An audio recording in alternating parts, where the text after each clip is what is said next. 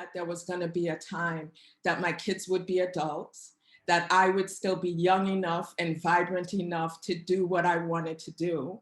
No one told me that. I didn't know that that was possible. When I was a mom, I thought it felt like it was going to go on forever, and it didn't.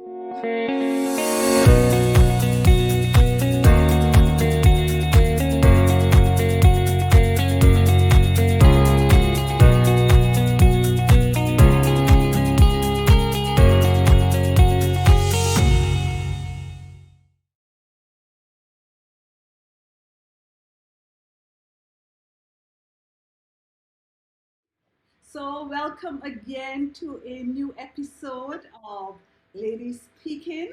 I am Cecile, your host, and today we have with us Sharon Walker, who I say is a financial professional who has now turned into an artist. And we're really looking forward to have her share with us this afternoon her journey of resilience, audacity, and persistence. This episode is again being brought to you by Gateway Consulting Company that focuses on building better business and building business better. So as usual, I like to start by pledging this event to God Almighty. So we ask Him to guide us through today's proceedings and that the deliberations that we have here will indeed land with the purpose of empowering ladies through inspiring conversations that encourage confidence. So now, Sharon, Yes, it's your time. it's my time. So welcome, Sharon. I like to start by having you introduce yourself to the audience. Not what we've put in the bio, we already have that down pat. We Mhm. want to know who is Sharon and why is she here today to share this story. Oh, I have been nicknamed Sharing Sharon, right? So I love to tell stories and I love to share. I like to talk a lot. I think I'm an introvert, but I'm an extroverted introvert, if that makes any sense, right? So you asked me, I have been in the practice of saying yes to the universe. And you asked me if I would come and share my story. I think it started with a poem that I shared in my weekly, well, used to be a weekly newsletter, but it's a poem I wrote November 11th, 1999. I went back to check the date, and it was titled, is titled The Visit. And I was at a time where I was doing a lot of searching and seeking. And it was about moving into my soul. And my soul I see as the place that I am truly living who I am. And I'm actually feel like I'm finally there. I'm finally living from that place of authenticity and really, having the freedom to live the way that I want to live, you So know? do you want to share that poem with us? Do you have it at hand? Oh, I meant to look for Oh, it. yes, Um, that would have been good to share, but don't. yeah, let's keep talking. I might be able to do a quick search on it. Yes, But yeah, that's where it starts for me. right. And so I'm an artist. I'm living in Atlanta right now. I have a studio. I was on my way there one morning this past week, and I felt like, oh, I'm going to one of my favorite places. My studio is one of my favorite places because I get to do there what I really want to do. And I want to paint. And I love to paint. And I'm more prolific at times than at sometimes than at others. But I love to paint. I've always wanted to paint, even probably before I was cognizant of the fact that I wanted to paint. I wanted to be an artist. And the truth was, I felt I didn't have talent. And so that kept me away from it for years and years. It's why I went to school for business. And I actually, as a kid, I did everything creative.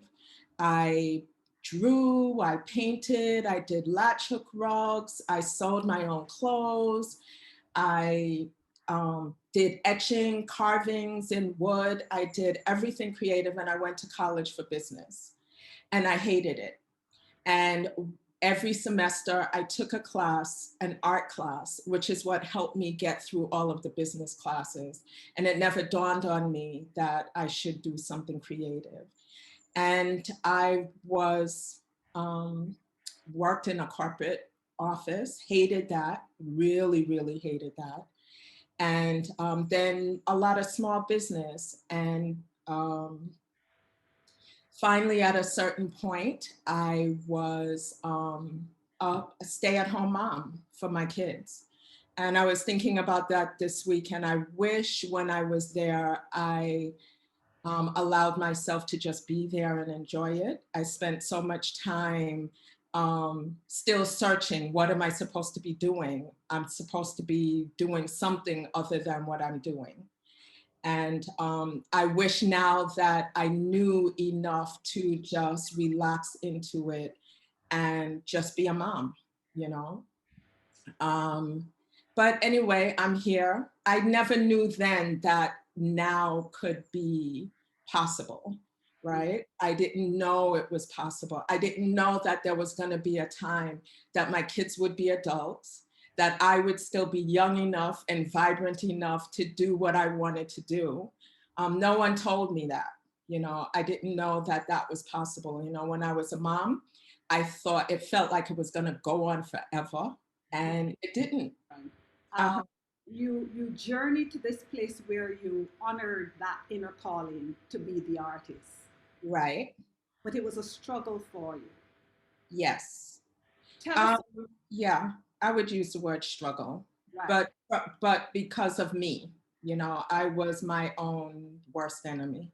So tell us how you overcame that struggle. How did you, I mean, you know, most of us, once we're trained in a particular discipline, we feel we have to stick with it because there's always that way off trade-off Mhm, of how do I keep myself liquid, that is in money, cash flow, as mhm, opposed to giving up that unhappy feeling of I'm really not in the right place. mhm. How did you make that transition to say, to hell with the accounting, to hell with the finance, I'm going to do what my spirit is telling me I need to do? There were little steps, right? So it started out by just taking some art classes. Okay. You know, I thought I don't have any talent, but that won't stop me from taking art classes. So I started by taking art classes, and then, getting a little better. And um, I think I was always looking for something that I enjoyed doing that I could make money at so that I can paint.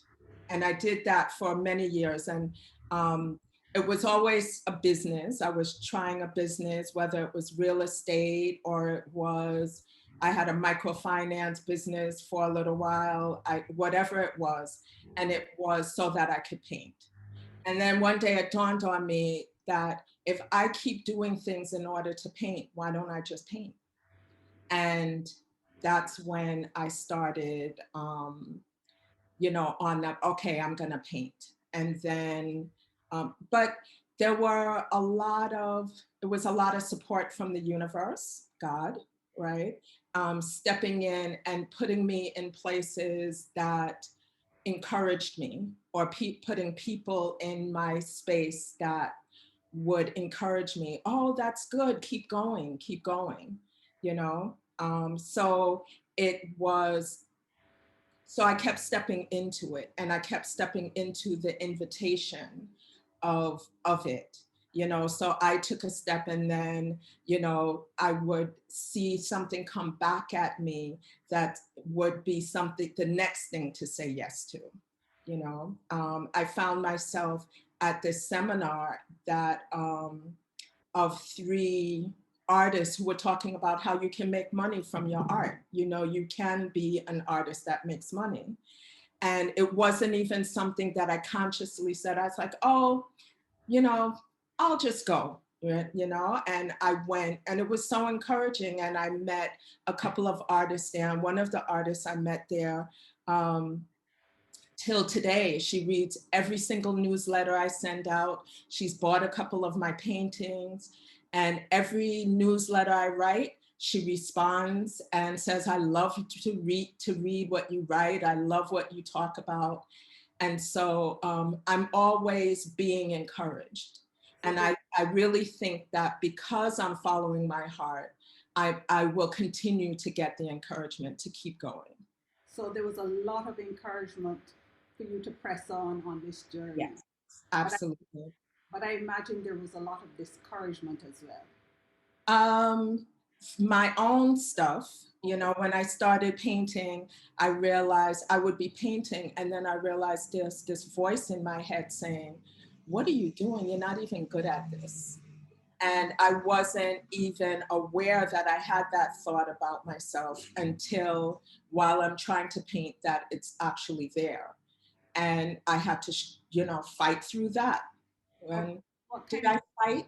I'm very cognizant of the words that I use, and I don't like the word fight, but it was, I had to be persistent through it. oh, that's great. So tell us about some of the techniques that you use in order to persist in spite of these duality of feelings. Oh, I'm encouraged to do this, but yet I'm feeling like I really don't have any talent at this. Why am I even bothering?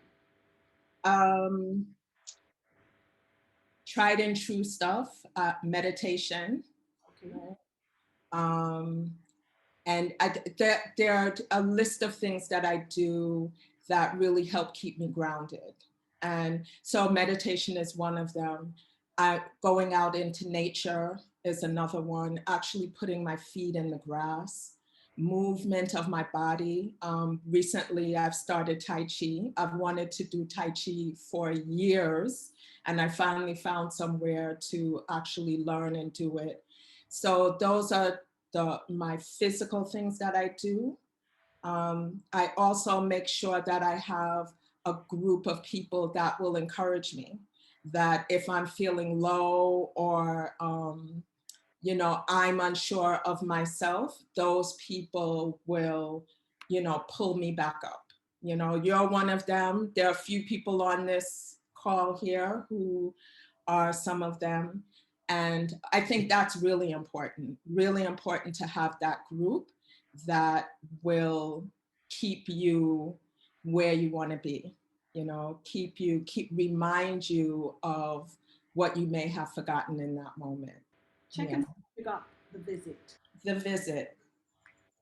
My soul is a home. I had been there before, but I remember when I consciously opened that door, filled with light and warmth, a wonderful place to be. I looked around and thought, yes, this is me. Walking around to familiarize myself. Oh, what joy I felt. There are rooms of poetry, dance, painting, to name a few. Each time I've returned, I've found rooms anew. I write this piece from my soul in the room of poetry by an open window. Breeze kissing my face, sun warming my skin, a whisper from my soul, please move in.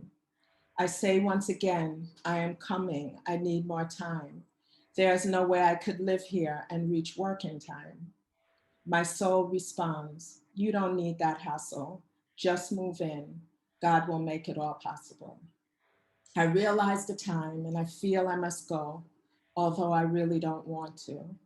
I promise I won't take us long to visit again, and the time will come when I will move in. Beautiful. Every time I hear it, Awesome. I see persons clapping in the chat, you know. I mean, every time I hear it, I get goosebumps because, you know, it speaks so much to what I think a lot of us go through. That feeling of Am I really fitting in? Do I need to fit in? Can I just be me for a change? Yeah. You know, and I think that you've taken that journey, you've had the courage to persist. But tell us a bit about some of the audacious things that you had to do as you journey along this path to claiming that role of artist. I remember, for instance, Sharon, you said to me, I mean, I no longer feel subconscious about, you didn't use the word subconscious, but it was almost like, I no longer feel like a fraud when I say I'm an artist. Yeah. Yes. Yeah. Um, some audacious things that I've had to do. Um, well,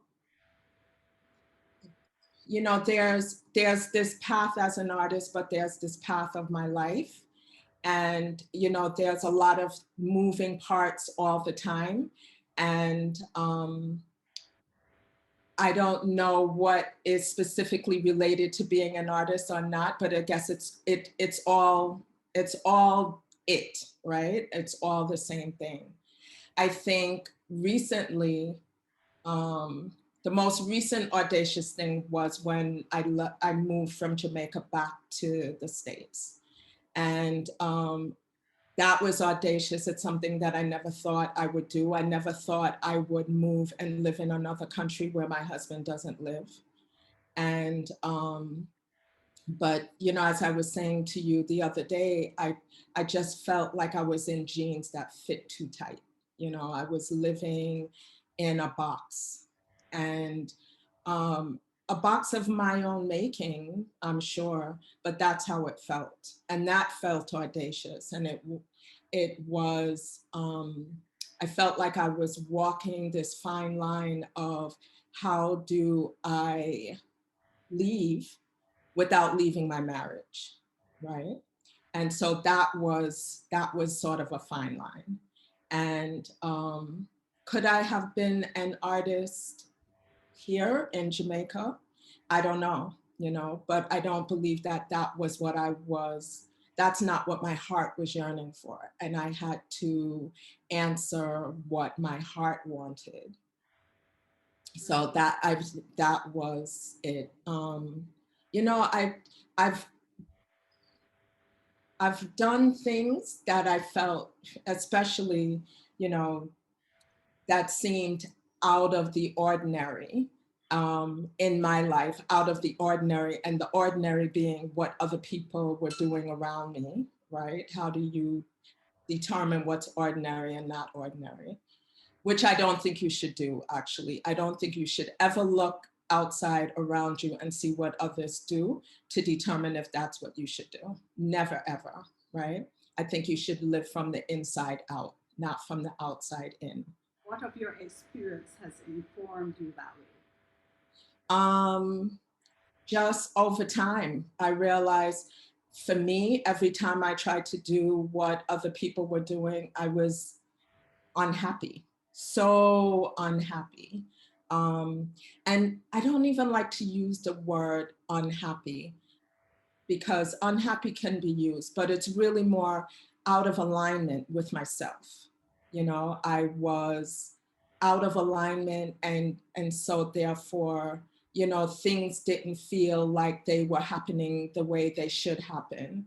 When you're out of alignment, the universe can't come and help you. It can't assist you on the path because you're not even on your path, you know? And so, yeah, so um, that actually, I was talking to my sister-in-law this past week, and I was telling her I wish when I was raising my children, I didn't feel like I should be doing anything else. And she said to me, when you were doing that, how many people around you were doing it? And I said, no one else was doing it the way I was doing it. And that's when I realized at the time I was looking outside of myself to determine if what I was doing was correct, rather than just doing what my soul, what my circumstances was asking of me to do, and then just being okay with it. Right.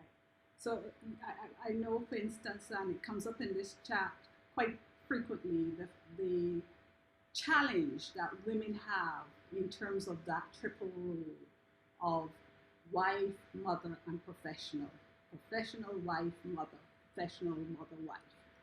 Um, you, your life epitomized that in that you started your relationship with your husband started when as professionals, correct? Right. And you stepped off your career track to go on the mommy track. Actually stepped off my career track to go on the entrepreneurial track. Okay, so Right. give us a little sense of that journey. Well, so when I got pregnant the first time, I was in corporate America. And actually, I was under so much stress that I had issues of preterm labor, and I had to stop working for the last 3 months of my pregnancy.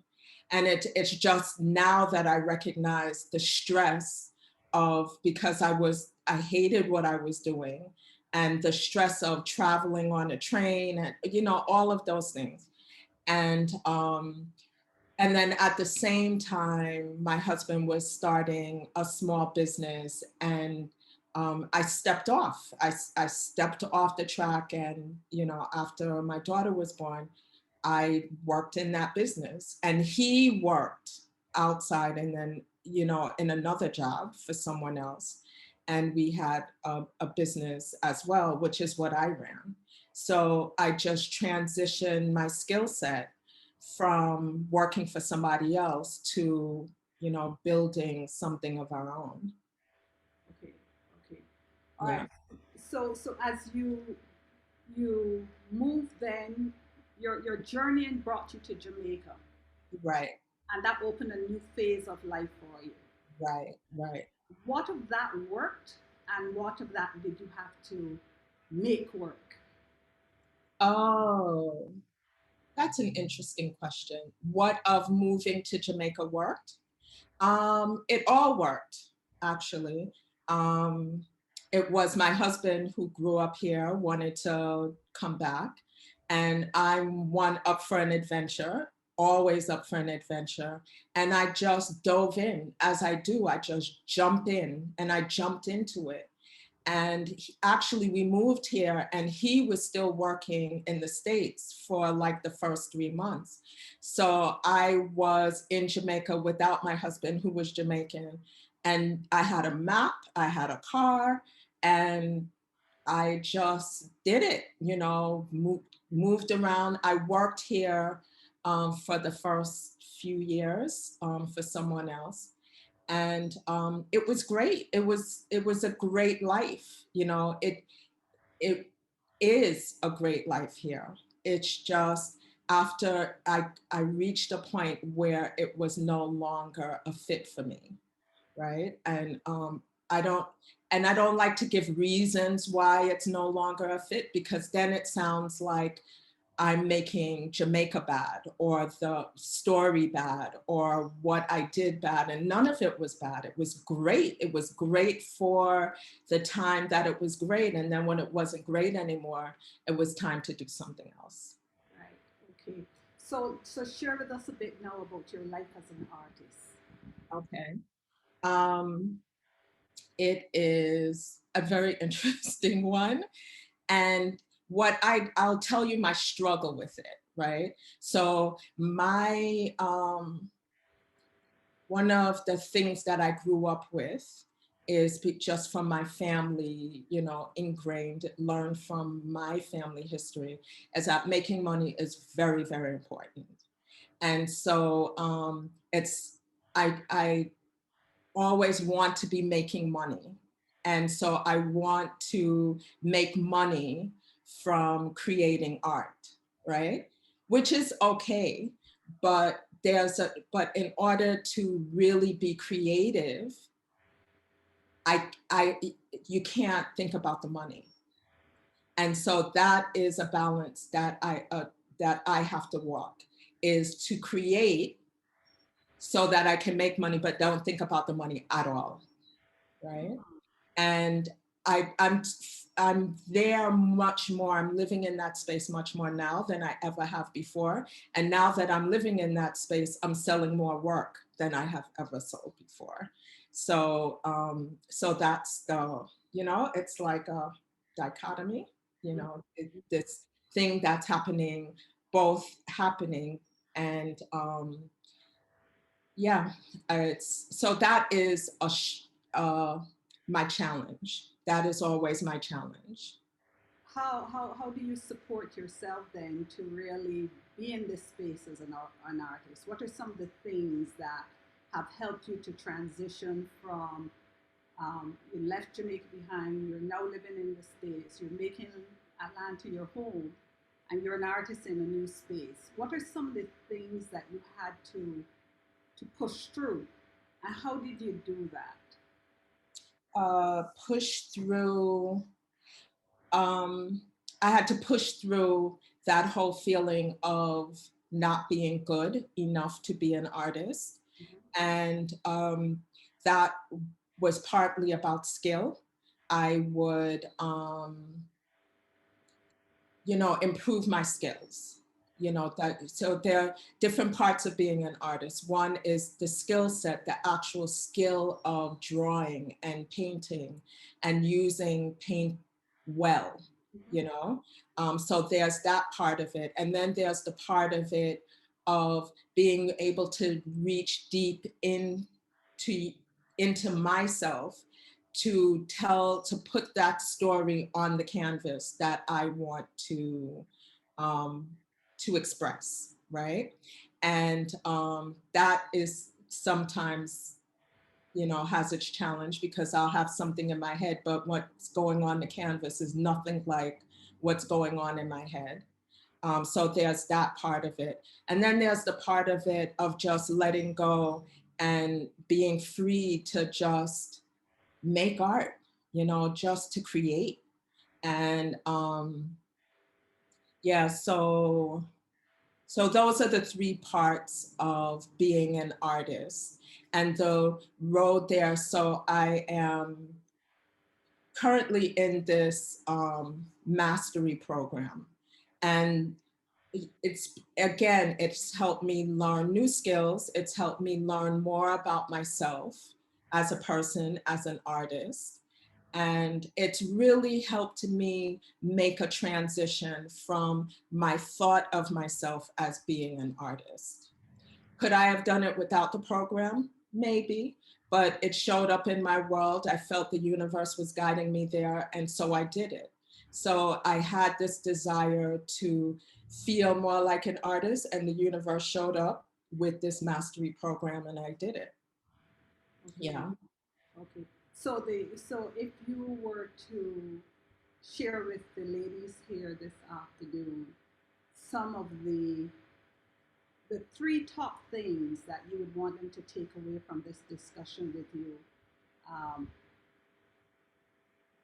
moving from the conventional to the non-conventional because you're drawn there, Yes. what would they be? Live from the inside out, right? That is learn to listen to your heart, have the courage to hear it, the courage to do what is being asked, even though it may seem very unconventional. And it usually will be, right? What your heart asks you to do, and the heart is really God speaking to you. That's the place that God speaks to. That's what I believe. God is speaking to you through those desires of your heart, that this is your path. And there's no logic to it, there's no rhyme or reason to it, and it doesn't follow any convention of what society may say. So that's the first thing, live from the inside out. Second thing is to build the group of people around you that's always going to support you, knowing what your journey is and where you want to go. Um, have those, whatever it is your uh, like bag of things that you do for yourself, you know, whether it's, you know, meditation or whatever it is that brings joy to your heart, that helps you keep to stay in that place of following your heart. and to do it all through the eyes of love, right? And I was thinking about this whole thing when I talk about love a lot, and it's not love in the sense of um, that love, but love in the sense of acceptance of what is, without judgment. When you're not judging something, you're allowing love to be there. Love needs to be there in anything that you're doing that you truly want to allow you to take you somewhere. It has to be with love. And love is non-judgmental, love is kind, and love starts with yourself, right? Love starts with I love me. I love me enough to allow my heart to speak to me. I love me enough to be kind to myself, right? And when you can love yourself enough, then you can love whatever it is that you want to do. Lovely. And that would be it. That would be the fourth thing. But that's the most important thing. That's the most important thing. And I know that you did a stint as a life coach as well, Mhm. and you worked a lot with women. You in working with the women who you coach, what are Mhm. some of the things that you have experienced that you think would be beneficial for the ladies here today? Um, Experience through coaching that one is that I find a lot of women try to do too much or try to be everything all at one time.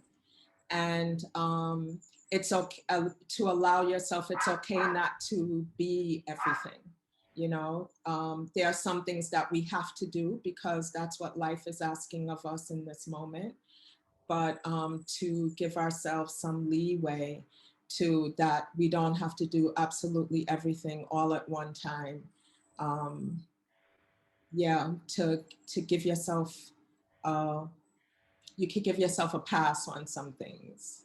Right? How successful have you been in conveying that though to the women that come for coaching? Um, well, probably not too successful. I don't coach anymore. That wasn't why, I'm sure. Well, I coaching isn't actually my thing. I love to speak and I talk, and since I love it, I hope people get something out of what I say, and maybe find it inspiring or whatever. That's I can't control how people receive me. I can only control how I express, and I try to express with love, and I hope that comes across. And I try to also um, speak in a way that I'm always in alignment and bringing forth, you know, a message like from the universe. It's my message, yes, but always, that Bible verse, may the words of my mouth and the meditation of my heart be acceptable. So, yeah. Living from the inside out. That was your number one tip. Tell us, how does that happen in practice? What does that look like? It can be very simple. Mhm. Um, to, you get up in the morning and someone is on your mind, and it's on your heart, they're in your heart. And you feel like you should call them, you know, call them. And so, sometimes I talk myself out of doing things that I know I'm supposed to do, and they're simple things, but it can be more than simple. So I remember sitting in a doctor's office, and the woman sitting across from me had she had on a turquoise. She wasn't dressed fancy. It was like gym clothes, right? But the color of it just stood out to me. And I thought I should let her know she looked really good in that color. And there was, there was a time when I would have never said anything to a stranger, right? And, and because I just was so afraid of speaking. But I did. I said to her, "Oh my gosh, you look great in that color. For some reason, that color looks great on you." And she said, "Oh, thank you so much for saying that. I usually wear black and I'm trying to step out and wear a different color. And so it's so nice to hear." And it just felt to me that the universe was using me to support her in this quest she had of stepping out of wearing black. It may not be that, or it may be more than that, or something entirely different. But that's just a simple thing of, doing something in the moment. Right, right. Because it worked out to bless her heart because Right. And then in turn, it blessed me as well, because I was glad that I did what I was being asked to do. like I'm sure all of us here have had those experiences where we feel like we should say something and no, I'm not gonna do that. And we lost the opportunity to maybe affirm someone on a difficult Yes. path. That is so powerful. Uh, Yeah. There's a question here in the chat. yes. It said, "You talked about surrounding yourself with positive persons. How do you deal with the fact that some of your friends are negative? How do you still keep them as friends, but not allow them to inhibit your journey?" Um, I don't keep them as friends. Uh, I I don't say that I cut anyone off, but I will allow them to, you know, go their way. Um, yeah, if in my interactions it doesn't feel good to me, so I can have, for example, I can have an interaction with someone, and if they say something that sort of uh, goes against my grain or is sort of jarring, I will speak to it kindly and lovingly. I always try to be kind and loving, and and they can take it however they want to. But I feel that, as you journey, there are going to be people that come into your life and then people that go out. And it's actually not for me to judge anything about people who come in or people who go out. It's just to recognize that it happens. And everyone can't journey with us the whole way. Some are here on a journey with us for a portion of the time, and then, we go our separate ways. That's okay. That's okay. That's how I feel, that everyone might not be able to make it with us. But it's important not to judge them, right? It's important not to say, um, or to feel I'm better or I'm not better, or they're negative and I'm positive. It really is, at this point in time, we're not in alignment. Often we hear women say that we women are our worst enemies. We don't support each other enough. We don't encourage each other enough. We are bad-minded. These kind of things. In your experience and your journey, and your number 2 point is to build a group of people around you. How do you find that clique? How do you find that tribe that will be there for you for the long haul? How do you find them? That's a difficult one for me. I sometimes have difficulty finding friends and making friends. I hold on to the ones that I have. I hold on to them as much as I can. Um, and if I find that someone, say for example, I'm in a group like this, and I've done this, I'm in a group for whatever it may be, and someone stands out to me. Actually, and I'll speak to this, Vivian, who is here in this group, I met her in a Zoom group, and she stood out to me. And I reached out to the person who ran the Zoom meeting and I said, do you mind, linking us up? I just felt an alignment with her, and the person did it, and she was open, and we've been in contact since. So, and again, years ago, that's something I would have been too afraid to do. But now I go with it all the time. If the person says no, the person says no, and that's okay. But in my experience, they don't say no. They always, because everyone wants to connect. Everyone wants to connect. Yes. As human beings, we need connection. Yeah, You know, we do. We do. we probably spend a lot of time making connections that don't work, and that puts us on a path to constantly be looking to renew and refresh, to find that core group that we can connect with on an ongoing basis. Because it's Yeah, but even if it doesn't work, we've yeah, learned something. absolutely, Yeah. absolutely. And like you said, sometimes it's not you're not there, you're there for a season, as they say.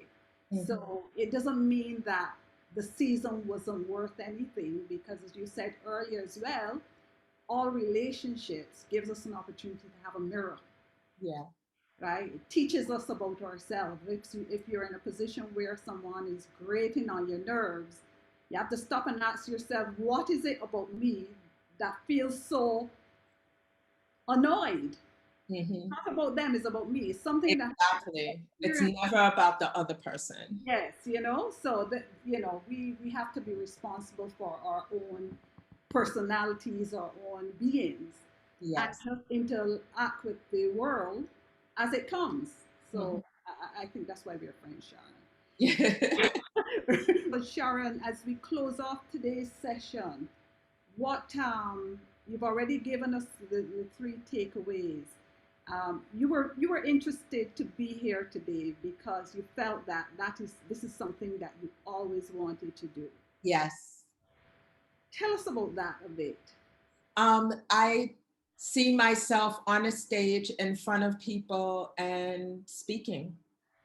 I've had that vision for a while, and I'm I'm journeying there, um, to that or greater. I don't know exactly what it'll look like or what it will look like, if it'll happen in that way or not happen in that way. But yeah, I enjoy it. So if I enjoy it, I do it. Ladies, again, I want to thank you very much for being here. Sharon, I really want to thank you for coming and sharing your story. Really wishing you well as you continue on the journey to be an artist. Ladies, I hope you will go online, check out Sharon as she evolves. She's still pretty much in her early stages, but I've seen her work and I've seen where she started. I actually did a art class because of Sharon as well. So but I definitely did not have any talent. Trust me. you know that's a very the whole notion of having talent um is so the worst thing to think about or talk about. So many skills as an artist can be learned. It's just, do you want to be an artist or not? And we're all creative. We are born creatives. It's just, how do you want to express your creativity? That's a very, very important point, that there's so many people who are out there slaying their professions, and it's all being learned, Yeah. all being accomplished through the discipline of the persistency, the consistency, the showing up, and really having the desire to be in that, have that vision of their future self manifest. So Yes. we really should not we should not limit ourselves based on where we are now. The call that is out there on our lives that we feel in our heart, like me, Sharon told me I needed to write years ago, and it's there, and I haven't been able to make it happen, but I know it will happen. It will happen. In its time, it will happen. It will happen, and I'm not beating up myself about it. Nope. But You're it, journeying to being a writer just like I'm journeying. We're all journeying. we're all journeying. We're all on a journey. So Yes. thank you again, Sharon, for being here. It was our pleasure to host you. Ladies, thank you very much for showing up again for another episode of Ladies Speaking, where we empower ladies through inspiring conversations that encourage their confidence.